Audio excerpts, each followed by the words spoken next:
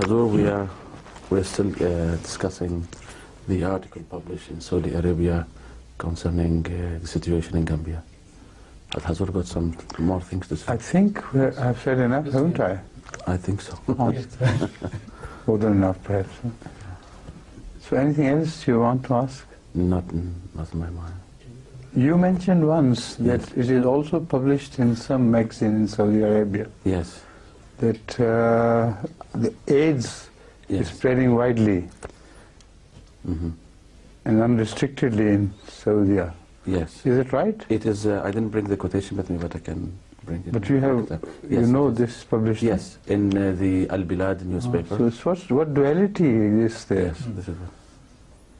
AIDS indicates so many moral destitutions, not just one. So it's indicative of a disease which claims so highly of being a model in Islamic conduct. But when you bring that, we'll discuss this later maybe. Yes.